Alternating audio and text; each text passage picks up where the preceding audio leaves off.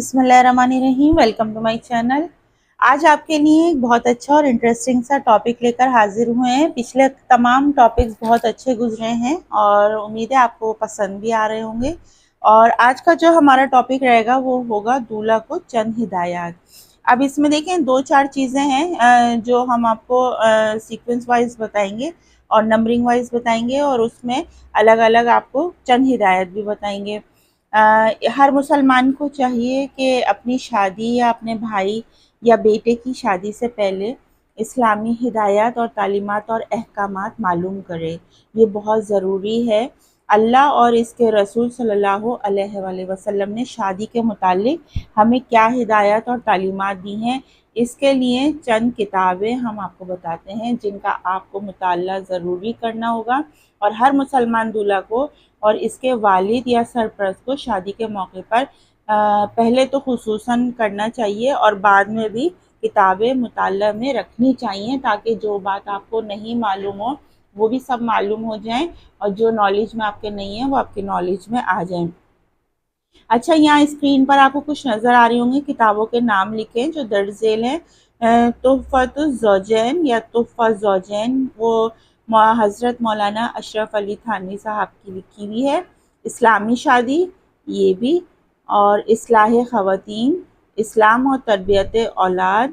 اسلامی شادی، اسلامی دلہن، تحفہ خواتین اور تحفہ دلہن، اور ہم جو آپ کے ساتھ شیئر کر رہے ہیں وہ ہے تحفہ دولہا۔ تو یہ کتاب ہم آپ کے ساتھ جب شیئر کر لیں گے تو ہماری کوشش ہوگی کہ ہم تحفہ دلہن بھی آپ کے ساتھ شیئر کریں۔ ان سب ہدایت میں سے ایک اہم ہدایت یہ ہے کہ دولہا کوشش کرے کہ شادی کی تقریب سادی ہو۔ جتنی سادگی سے شادی ہوگی، جتنا کم سے کم خرچ ہوگا،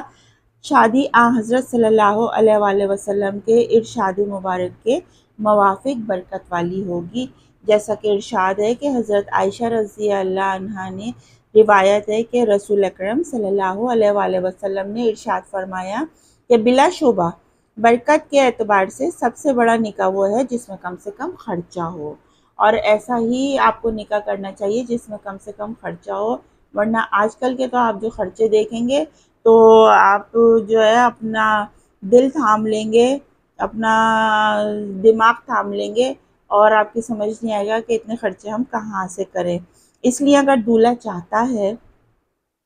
کہ اس کے نکاح میں برکت ہو اور یہ نکاح دنیا اور آخرت کی بھلائی کا ذریعہ ہو، باعث سکون ثابت ہو، اطمینان ہو، اللہ اور اس کے رسول صلی اللہ علیہ وآلہ وسلم کی رضا کا سبب ہو، تو اس کو چاہیے کہ کم سے کم خرچ کرے۔ کیا چاہیے؟ کم سے کم خرچ کرنا چاہیے۔ دور رسالت میں شادیاں اس طرح ہوتی تھیں کہ لوگوں کو کانوں کان خبر نہیں ہوتی تھی، بلکہ بیٹھے بیٹھے اور باتوں باتوں میں بغیر کسی اہتمام کے نکاح ہو جایا کرتے تھے۔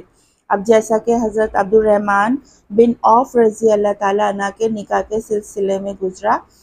حضرت عبد الرحمن بن عوف رضی اللہ تعالیٰ عنہ جو مدینہ منورہ کے سب سے بڑے مالدار تھے،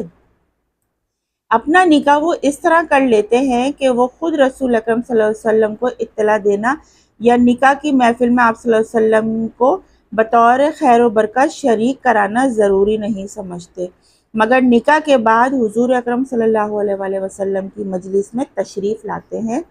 تو آپ صلی اللہ علیہ وآلہ وسلم ان کے کپڑوں پر پیلا سا نشان دیکھ کر دریافت کرتے ہیں کہ یہ رنگ کیسا ہے، تو عبد الرحمن بن عوف رضی اللہ تعالیٰ عنہ فرماتے ہیں، عرض کرتے ہیں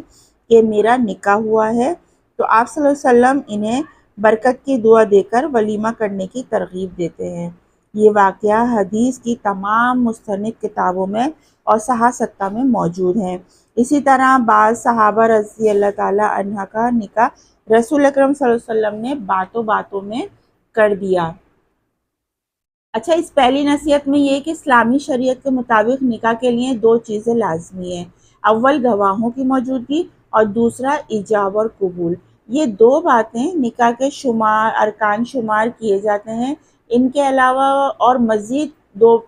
باتوں کا اہتمام بھی ضروری ہے، جو ایک عورت کا مہر اور دوسرا نکاح کا اعلان کرنا۔ یعنی نکاح اگرچہ 2 گواہوں کی موجودگی میں منعقد ضرور ہو جاتا ہے، مگر اس کا اعلان عام ہو جانا معاشرتی اعتبار سے ایک اچھی چیز ہے۔ اعلان لازمی کرنا چاہیے، بتانا چاہیے، تاکہ کسی شبے کا موقع باقی نہ رہے۔ اب رہا ولیمہ، تو یہ شرعاً مسنون ہے، فرض یا واجب نہیں ہے، اور ولیمے میں گوشت، روٹی، بریانی کا ہونا بھی کوئی ضروری نہیں ہے، بلکہ چند قریبی احباب یا خاص لوگوں کو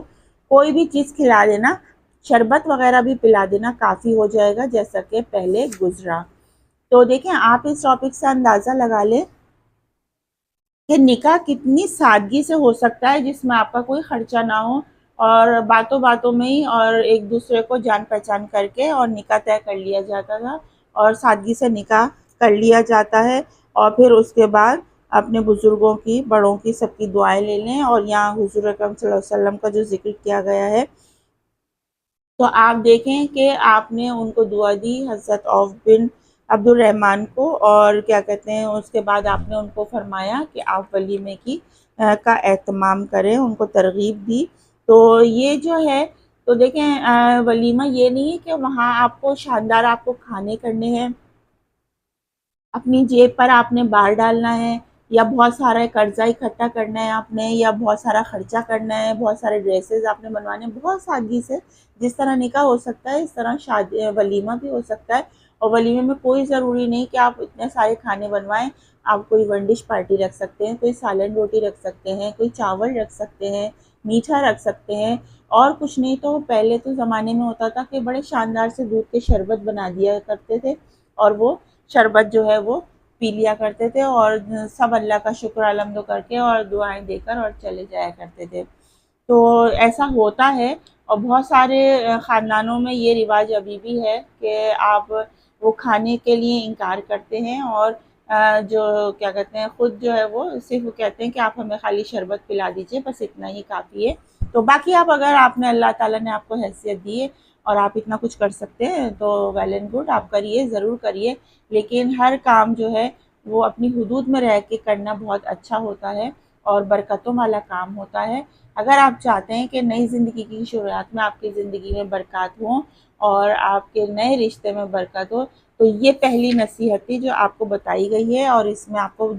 پہلی نصیحت میں جو آپ کو سب سے پہلے یہ بات بتائی گئی ہے کہ دولہا ہو تو دولہا کو اور ان کے گھر والوں کو، اس کے والد کو، یا جو بھی ان کے سرپرست ہوں، ان کو چاہیے کہ وہ ایسی بکس کا، کتابوں کا مطالعہ کریں تاکہ آپ کے نالج میں اچھی اور بہتر بات آ سکے، اور آپ جو ہے بیجا خرچ، بیجا اسراف سے اور ان چیزوں سے بچ سکے اور اپنی زندگی کو حسین بنا سکے۔